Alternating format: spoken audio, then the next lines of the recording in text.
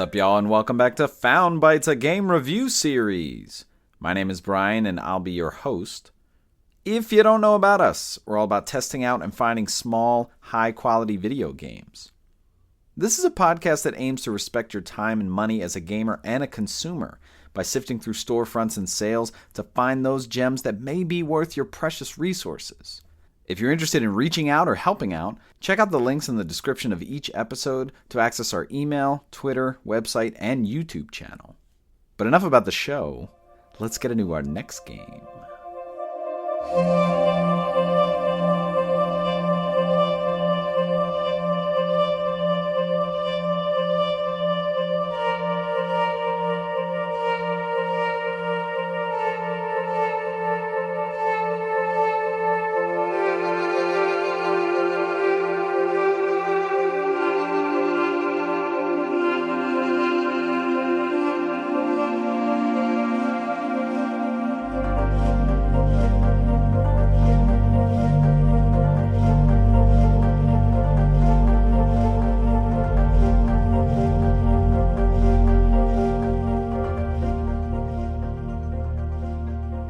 Kingdom Two Crowns is the game for this week's episode. Kingdom Two Crowns is a 2D side-scrolling strategy sim, and I see a lot of similarities with games such as Darkwood, Stardew Valley, and even an old one called Sim Tower.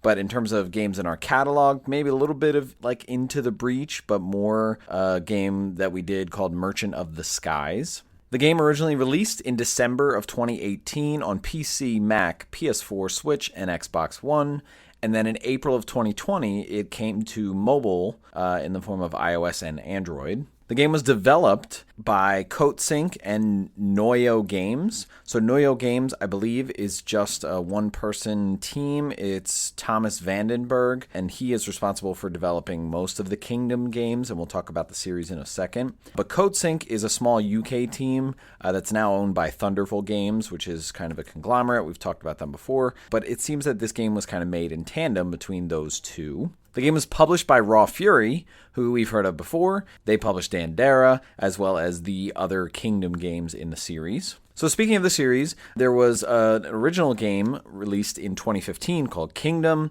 and then from there was Kingdom New Lands. I think that was either a DLC or kind of a newer iteration. And then this game came out, and then in 2023, a game called Kingdom 80s, which I believe is set in the 1980s, came out. So pretty long-standing series there. And so for this game, there was free DLC released in December of 2018, so I believe with the launch on console and PC and Mac. Shogun DLC was released, which was a new setting for the game. And then in April of 2020, I believe, coinciding with the mobile release, Deadlands was released. So 2 free DLCs, which added new settings that you can kind of pick from at the beginning of the game. And then finally, in November of 2021, the Norselands was another setting released, but this was a paid DLC. And I believe at this point, they're actually planning for another one called Call of Olympus, but the date that is releasing has yet to be announced. The game has multiple editions on different platforms. So there's a Norselands edition that comes with the game and the Norselands DLC. There's a Jarl edition, which comes with the game, the DLC for the Northlands, as well as the OST. I don't know if on some platforms both of those are still available. I think on Steam, the Norselands editions is not available. And then finally, in May of 2024, they released the Imperial edition. So this was the game, Kingdom Two Crowns, the New Lands game, so the previous game in the series, the Norselands DLC, as well as their newer game, the Kingdom 80s. This game had a physical release, and it was referred to as Kingdom Majestic, and that was released in July of 2020. That was a combination between the publisher Raw Fury and a publisher called Microids Indie, which is a French publisher of physical games. So that came with Kingdom New Lands, Two Crowns, as well as the DLC for Two Crowns, and there was a standard edition and a limited edition. The standard edition was pretty much available at all retailers, but the limited edition, I believe, is only available in Europe, and that comes with sort of like some art cards, the soundtrack, but also some other physical goodies there. The game released with an MSRP of $19.99. That DLC, the Norselands, is available for $6.99, and the Norselands Edition, which I'm not sure is available on all platforms, but that is $24.99. So if you want the game and that Norselands DLC, I guess you can save, $2 there. And then the Jarl edition is $31.99. And the Imperial edition, that includes Kingdom 2 Crowns and the New Lands game, the previous game, as well as all the DLC for both, that is available for $39.99. I am not too sure on the prices for release of the physical edition, the Majestic, whether the standard or the limited. I cannot really nail that down. I know they're available on Amazon currently, but the prices vary depending on the console. Runtime of the game, this is a little tricky because this, in my opinion, is one of those games that you could really just hack away at it pretty much forever. But if you want to, quote unquote, complete the game, I believe it should take you between 20 and 25 hours. And that consists of beating all of the islands. I think in one of the settings, because like I said, you get with the DLC, the free DLC, you get the option of choosing your setting. So I believe that is if you beat all of the islands or all the levels in one of the settings. But of course, there's a ton you can do. You can really get lost in this game, and it is broken up a lot in terms of feeling like you could walk away, but you could easily put over 50 hours into this game. And for our PlayStation listeners, this does have a platinum trophy, less than 1% though. And a lot of really tough trophies that would potentially cause some grinding. Not something that I'm going to go for, but if you're a big trophy head, maybe you want to have at it. Me, I bought this on PS4, the Jarl edition, and I got it for $12.49, and I've been playing it on my PS5 and my Portal, kind of going back and forth. Definitely a nice game to play on the Portal in bed. And I've put close to 15 hours into it, being super thorough, really kind of building my camp. I'm kind of trial and erroring things on my own, similar to how I play a game like Darkwood, where I could easily move on, or I should be moving on, but I'm really kind of taking my time. I did beat one of the islands, or accomplish the goal at one of the islands, but the game has 5 of them, so definitely taking my time there. In terms of recommendation, no one really recommended this to me. I had never heard of this series, just saw it on sale. It seemed kind of cool, and I'm a big strategy game guy. I definitely play a lot of Stardew Valley, so kind of resource management is right up my alley.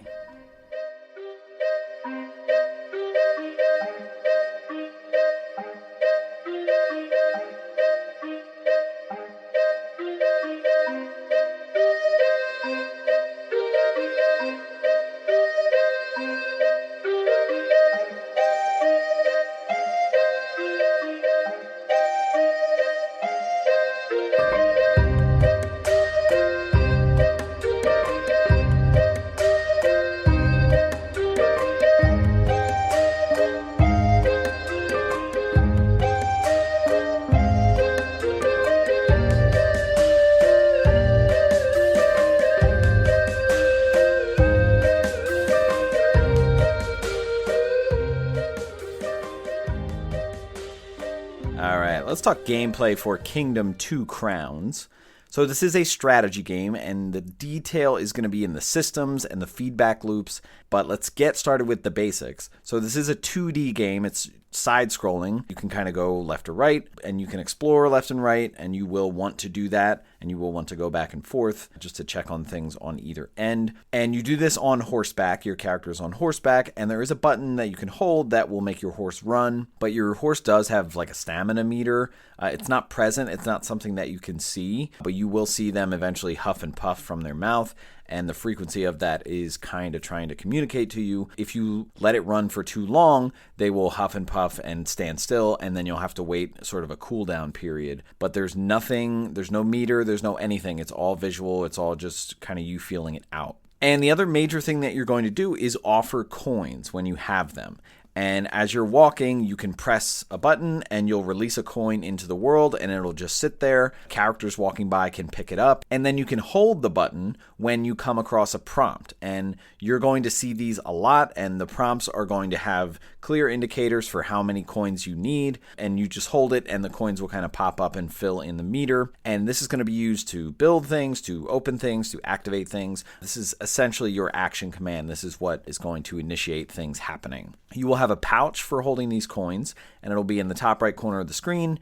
and it'll kind of go back and forth between you being able to see inside of it, being transparent. It does have a max holding, and as you get coins, you'll see them kind of drop in and they'll take up space, and you'll have a vague sense of how much space you have left. But if you're holding too much where the coins are piled all the way to the top, they will eventually start to spill over and then out into the lands, and you'll kind of lose them. But you will be doing a lot of collecting of coins, and it's very simple. If you see a coin on the ground, you just walk into it and you'll collect it, and they never disappear. If they come out for whatever reason and they're sitting there, they're always going to stay there. So let's get into the progression of the game, at least in the micro sense. So a lot of what you're going to be doing is involving coins and choices for what to do with those coins. You will need to get coins as you go through the game. You will start the game with some coins, but you can't make them, so you do need to retrieve them in various ways. And you'll do that by getting the people or the workers that are your recruits to do certain things, and they'll go out and they'll get coins, and then eventually you can get them from them.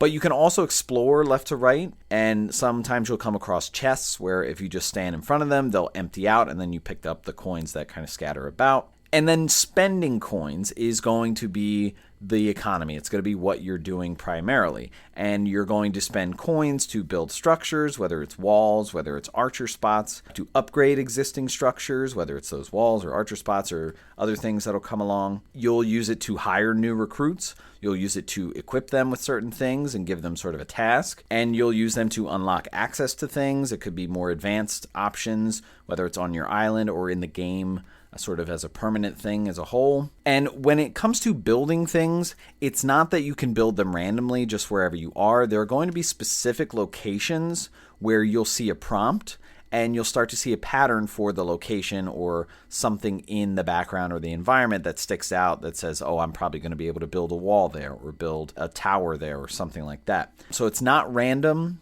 In terms of being able to build anything, there's always going to be specific prompts, and it's going to be intentional, especially in terms of the spacing of where you're able to build certain things. In terms of the macro sense, when you start the game or when you die or when you kind of hit a load screen or you're traveling between islands or worlds, you'll see sort of these commands that are dictating how you should go about playing the game. It says some vague command words like build or protect or conquer or defend. So that's really the name of the game, all of those types of things. You're building, you're defending your home, you're going out and trying to expand or explore. So when you start your campaign, like I said, you have your character, you arrive on an island, you have some money in your sack and maybe some people around you that you can recruit. And then as you walk, you will arrive at your camp or what will be your camp. And it's a very distinct thing in the background that'll have a prompt for you to put coins towards building it. It is a predetermined location. It's not something random. Again, all of these places where you can build things are going to be predetermined. So you'll build up your camp, you'll spend coins to settle, and then after you do that and you start to hire people, then you can start to build things in both directions. So to your left or to your right, you might want to put up walls, but again, only where you see the prompt to do so. But you will have locations scattered about where you can build these things up, and you can build in multiple progression. Like you don't just need to build one wall, you can build multiple if you go further to the left or further to the right. But in terms of the frequency and the placement of these potential structures, it is predetermined and it is very intentional for spacing purposes, and we'll talk about why that's significant. Sometimes you'll be going to the left or to the right to explore, and instead of seeing a place where you can build something, you'll just see trees. And so you will need to clear these out. You will need to knock these down. Each tree you come across will have a prompt to put up one coin, and then one of your workers or whoever can come and chop it down. And so you are going to want to clear out trees because you'll see once the trees go down, sort of in the foreground there, some other prompt will be available for you to, again, build a wall or build an archer tower or some of these other structures. When it comes to your people, you will see people wandering around and you can recruit them, and you will be able to find these people wandering around, again, exploring to the left or to the right. And what you'll do is you'll toss one coin in the air, and when you come across a person who is not a recruit who's just wandering, as soon as you toss the coin in the air, they'll run towards it and they'll take it, and then they'll run back to your camp, whichever way that is. Once they're in your camp, they'll be looking for an assignment or a job or something to equip them so that they'll have a job and a purpose, and then they'll go about doing it. So as soon as you build the camp and you start to build walls, you'll start to see these stations pop up for your recruits to be able to equip themselves. So the first stations that you'll see are the hammer station and the bow station. What you'll have to do is once you recruit a character, you'll have to go to the station and then pay to have them craft a bow or craft a hammer. I think the hammer will cost 3 coins, the bow will cost 2, and you can sit a couple of them each at the stand. I think you can sit a max of 3, so that anytime you get a new recruit, they can run back to the camp and pick up either a bow or a hammer and then go about doing their duties in that job. Once they are that job, they'll kind of free roam about your camp, and they'll go into their auto abilities, which we'll talk about in a minute. So the name of the game early on and throughout the game is really going to be Expand and Explore. So like I said, you're clearing trees, you're finding more locations that are intentionally put there to build certain things. Extending your border is something that you will do, because when you have a border, when you have a wall on each side, that pretty much encapsulates your safe space where your recruits can come back. As you progress and explore and expand your border, you'll start to clear away trees, and you'll notice that there are different types of build sites. You'll see a site around a river where you can build it up multiple times and turn it into a farm. You'll see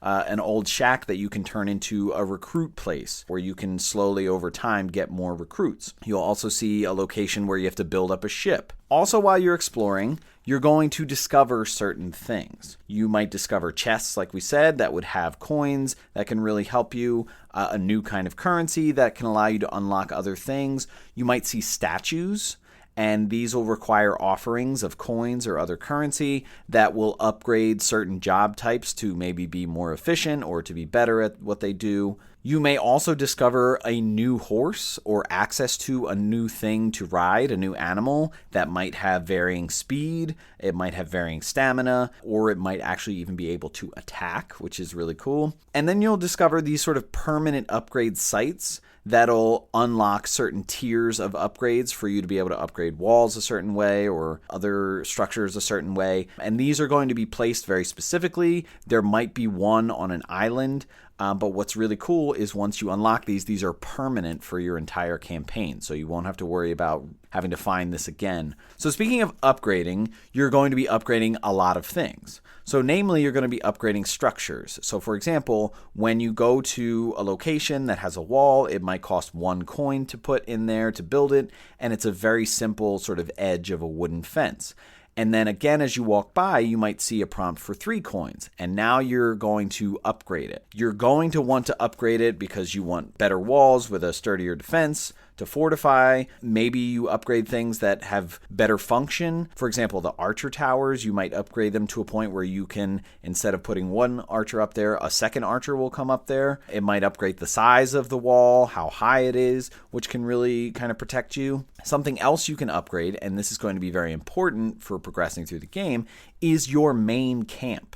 So as soon as you get to camp, you spend coins to settle there, but then as you're moving around, when you come back, you'll see a prompt for more coins to upgrade it. So this is very important because you're going to unlock different options of prompts to do at the camp, or you might unlock an NPC that comes out. Something else you might unlock is new job stations. That might involve you expanding your border walls enough, but you're going to have job stations where you can have farmers, have pikers, have knights, all kinds of things to help defend your camp or help bring you in more money. So let's talk about the recruits that you have, because their behaviors are going to be sort of automatic, but it is important to know how they're going to behave. So like I said, the first sort of iteration, you'll have access to hammers and bows, and then when you craft them and a recruit picks it up, they'll turn into a hammer person or an archer. A hammer person is going to be very important because when you want to build things, whether it's walls or upgrade structures, they are going to have to run there and hammer it out, and it will take a little time. But if you have multiple of them going to the the same site, it'll go twice as fast. Interesting to note, when you're building something, it turns it into like a scaffolded version of itself, and then they have to come and build it up. While it's being built, you don't get the function of it. So if it's, for example, like an archer tower, if you want to upgrade it, your archer will come down and kind of walk around while they're building it. That same thing goes for an outside wall. If you want to upgrade an outside wall, you better be sure about the timing of doing it, because the wall is going to be then open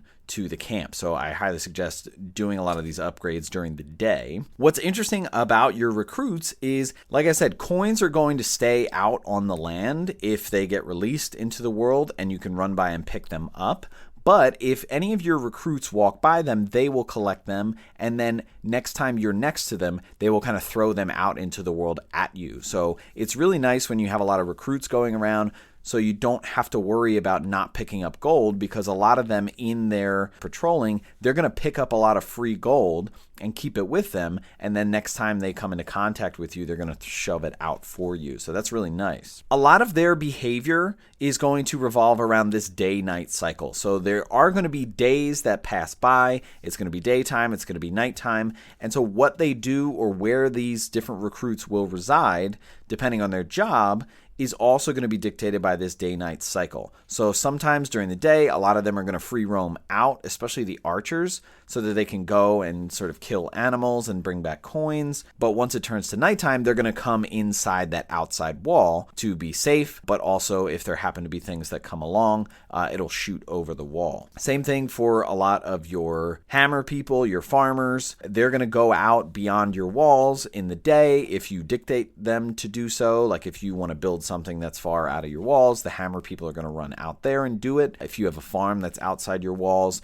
they'll run and go tend to it, and then when night comes, they'll kind of run back. But this is really going to dictate your build strategy, because if you have a farm that your guys are running to, you don't want it to be too far from the outside of your wall. So again, you're constantly discovering different locations to build different things at, but you're going to want to expand your borders so that if you have recruits running out, they don't have to run too far to get back to safety within your walls. So safety is important because at night, there are going to be enemies that can potentially come and try to harm you or try to break down your walls. So basically, every night, there's a chance that on either side, you might get enemies running in, and they're basically going to come in and bum rush your outside wall at night. So this is why it's good to have archers. This is why it's good to have archer towers, because if you have an archer tower within your wall, they'll shoot over the wall if they can see it. But you can also have an archer tower outside of your last wall that can still shoot if they have enemies approaching, because really your enemies are only going to try to bum rush your outer wall. So they won't worry if you have a tower or something like that. They're not going to knock that down. So your archers are safe. But any archers that aren't in a tower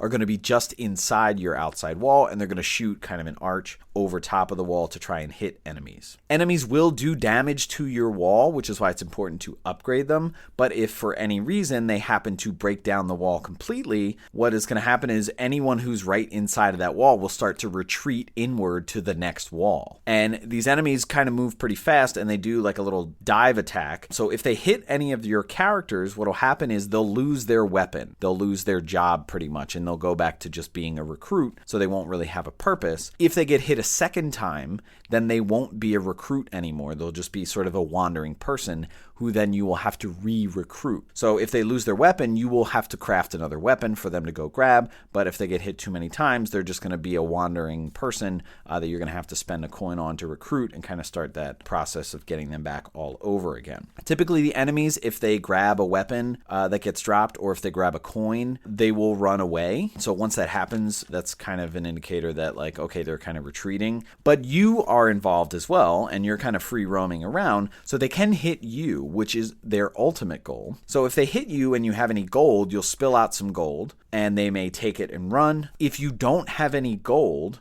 and you get hit, what happens is your crown flies off. And this is very important, because if the enemy catches your crown and runs away, you will die, essentially. You'll lose the game. But we'll talk about dying in a second. If your crown gets knocked loose, it kind of moves in slow motion, and you can kind of chase it down. So if it gets knocked behind you into your camp, like, you can easily chase it down and get it back, and you'll be fine. And these enemies are going to come from enemy portals. So you will definitely see these or come across these as you're exploring outside of your camp, left or right. And these are essentially just like a rock structure. At night, they will spawn enemies to come to your camp. But if you get too close to them, regardless of whether it's day or night, they will kind of feel threatened and they will spawn enemies. When you get further on in the game, there is a way to attack them when you're able to assign knights. What will happen is at the edge of your camp, wherever the furthest wall is, you'll see a prompt to put 4 coins up to send your knight party in one direction to kind of fight whatever's there. And that's really how you damage things, especially the enemy structures.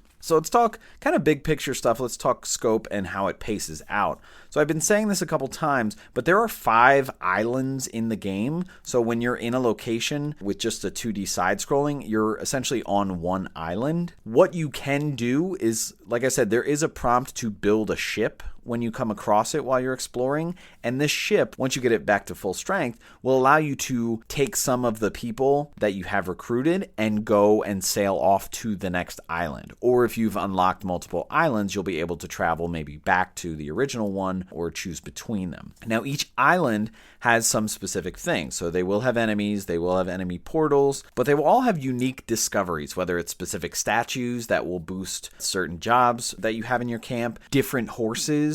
Each island will maybe have one of these, but it is specific and it is intentional. They will also have potential unlocks for opening up upgrade tiers. So for example, in one of the islands, there's a stone mine that if you unlock and get it running, then you will be able to upgrade walls past like the sturdy wooden fence. Now you'll be able to upgrade it to stone walls. And these are permanent, so once you unlock them, they will always be available to you, whether you die, whether you're on any of the islands. And all of these islands will have sort of a source of the enemies. So far, it seems to always be sort of a cave that you can go through an enemy portal into when you reach the edge of the 2D side scrolling. And that's where you have to like deal with the source of the enemies on that island. And you'll have to do something very specific to do that. As you get towards some of the later islands, it gets progressively harder.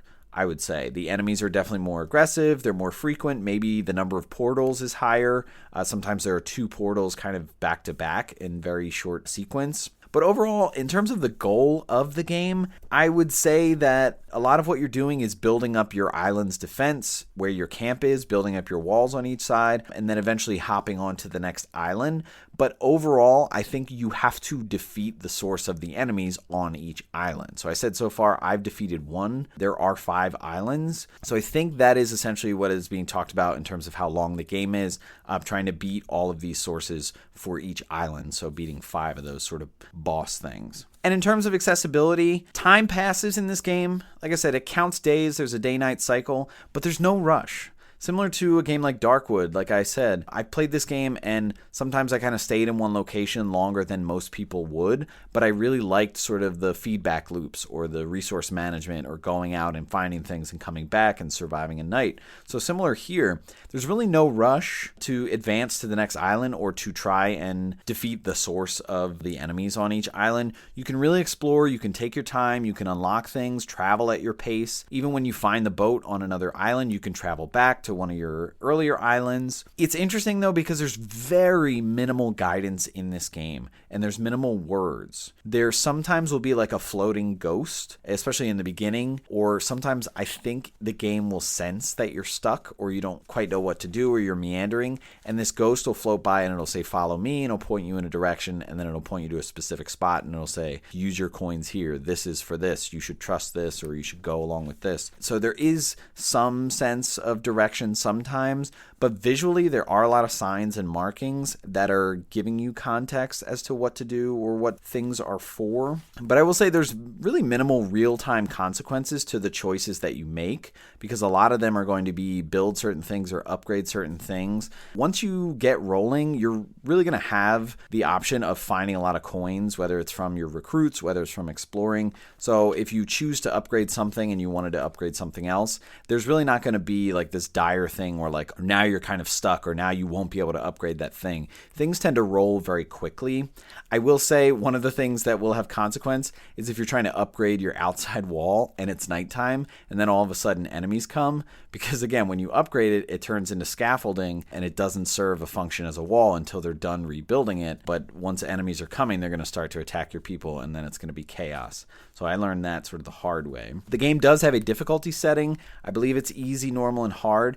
I played this on normal and it's a pretty fair challenge. Okay, so if you're not really up for the challenge, I think easy mode might be better for you. I can't imagine what the hard mode is like. It's probably really tough. I don't know if that affects sort of the permanence of things or the ability to go back after you die. And speaking of dying, so I've been playing it on normal, and what happens when you die, like I said, you lose the crown or an enemy runs off with it. What'll happen is you'll kind of revert back to the first island and you'll get the original horse. But what's interesting is all the upgrade tiers are permanent, but all of the camps that you built and the walls that you built, they're kind of going to function in real time, whether you're there or not. So they're going to maintain themselves as best as they can.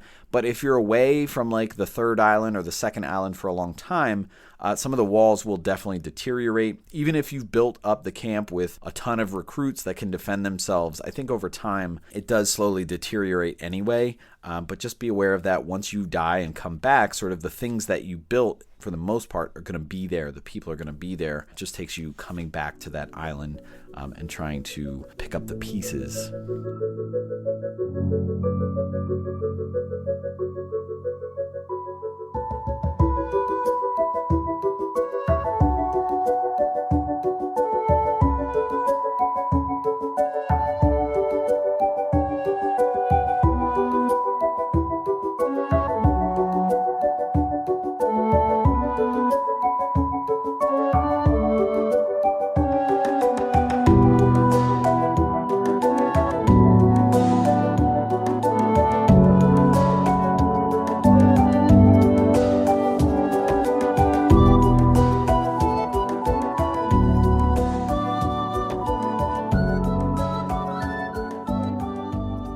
Let's talk about the vibe of Kingdom Two Crowns. So let's start with the visuals. So this game is pixels. It is super pixelated. Reminds me a lot of games like Infernax and Unsighted that were super pixelated. Not a lot of words at all. Maybe when the floating ghost comes in, there might be some words on the screen, but really no words. Some pictures or markings that help you, but I will say reading the pixels and sort of what's going on, it is pretty clear. It's not something that's like super obscure. In terms of the background, you're going to see a lot of far away landscapes in the background. It might be trees, it might be a lot of clouds or blue skies or sunny, and you might see the sun come across. Other times there might be storms and you'll see a lot of clouds coming in and rain coming down. You'll see the moon at night sometimes. Sometimes you'll see a blood moon and it makes the clouds have this red hue. Sometimes you'll see these giant statues, almost looks like Olympians or something like that, or like Michelangelo sculptures sort of in the sky. No matter what, the background is never stoic. You know, as you're moving left to right, it might be also moving to kind of have the illusion of it moving or you moving, but scenes will come and go in the background. Again, if the weather changes, if the lighting changes, it's definitely a lot faded. It feels very far away. It's not really defined. And then in contrast, in terms of the foreground,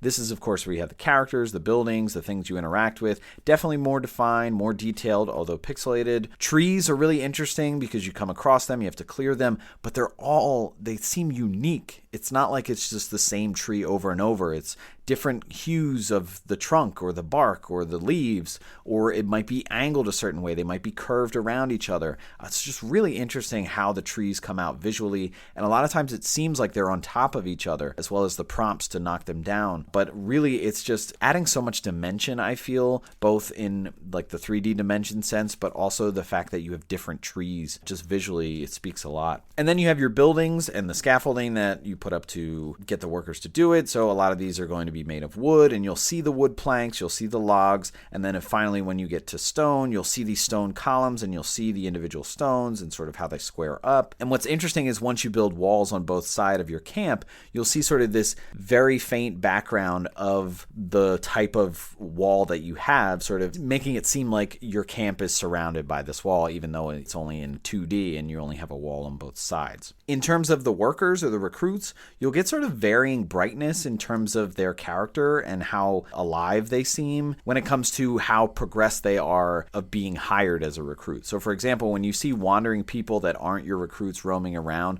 they're really faint. Their coloration is faint, and their features are faint, but once you give them a coin, all of a sudden they have a little more spark, a little more life, and then they run back to your camp. Once they get a job, once they pick up a weapon, then all of a sudden a lot more detailed, a lot more colorful, or at least a lot brighter.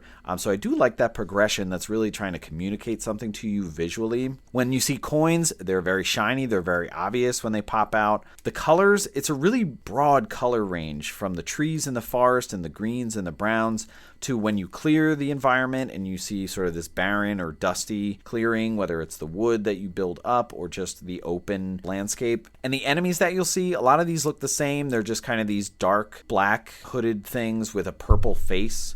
This dark purple face, and really distinct, and obviously a nice contrast with all the colorful characters or recruits that you have. And in terms of effects, a lot of things that you see, like I said, there's a day-night cycle, and you'll really feel that. You really feel the light go down, and you'll see torches come up and sort of light in spotty areas. You'll see the rain come down.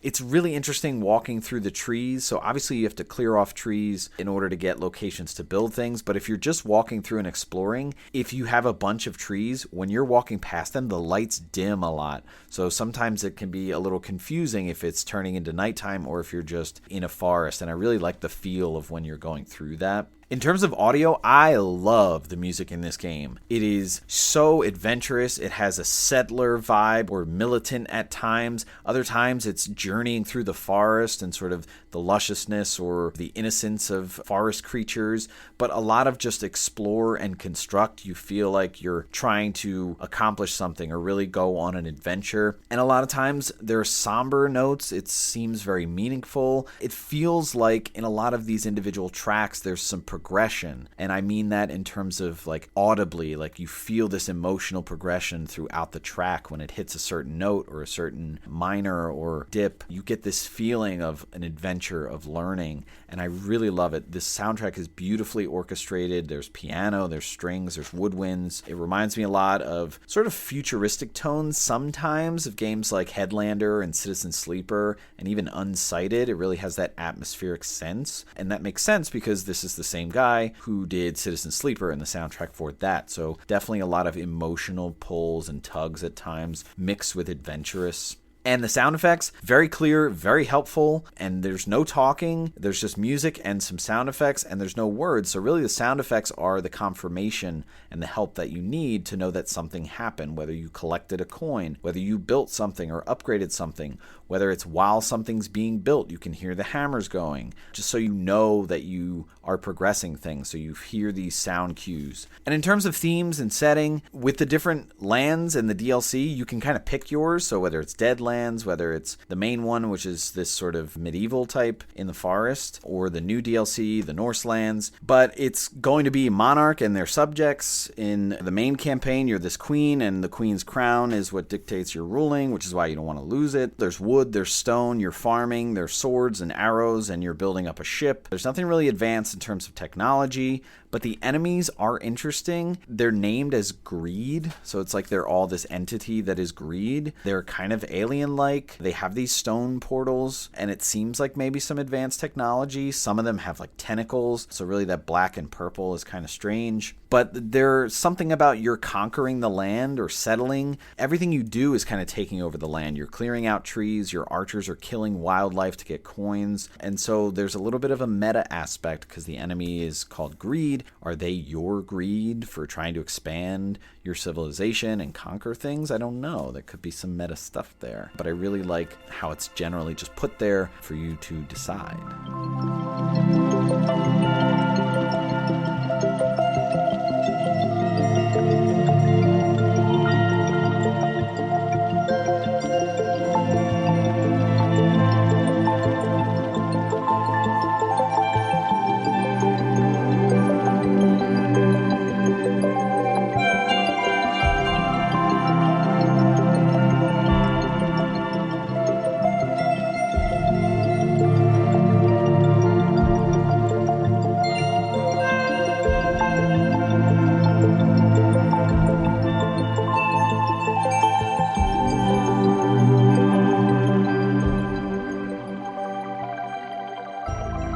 let's wrap up the conversation about Kingdom Two Crowns. This is a satisfying game. For me, there's such depth of this endless build and expand and upgrade loop, and it's there if you want it. You don't necessarily need to get lost in it. I will say a certain degree of it is needed for learning how things go, but I am pretty thorough and I linger a lot, like in games like Stardew and Darkwood. Like, I really try to maximize efficiency, resource management. A lot of this is learned by doing. There's minimal instruction. The game is not that complex, but in terms of things happening or not understanding what certain things mean, it does take some time. The game is helpful at times. Like I said, that floating ghost maybe sense when you're struggling or when you're lost. Having the difficulty modes is really nice. I think putting it on easy, if you're not someone who really wants to get their butt kicked or suffer the consequences of enemies. Again, I think normal is a nice challenge, which is what I'm playing it on. I love the atmosphere in the game, the music. I really have been looking if there's a vinyl soundtrack. I don't see it for this. I think New Lands had a vinyl soundtrack release, but I'm hoping maybe, because I really do love this music. In terms of value, I think $20 is solid for this game. 2 rounds of free DLC. The game is really jam-packed with content and replayability, and you can kind of jump out or feel accomplished when you're ready and move on, but there's really so much that you can explore and find, especially in terms of secrets and discoveries. I'm not sure how the setting varies with the different DLC options, but I really like the main game and sort of the medieval kind of forest exploration on the different islands setting. But $20, great value. Anytime it's on sale, I think that's great. I got it for $12.49, and I think that was a really good price. If you're any kind of sim or strategy or resource management fan, I think you're really going to eat this up if you already don't know about the series. But if you're someone who likes Stardew Valley or Merchant of the Skies, which we did an episode on, I feel like you're really going to eat this up. And if you're really into it, the series is super extensive, but this game has a lot of charm and a lot of forgiveness while you're learning. And so I think it's really worth your time and your money, so I highly recommend this game. Alright, that's going to wrap it up for this episode. Stay tuned for our next episode to see what new game we've found for you.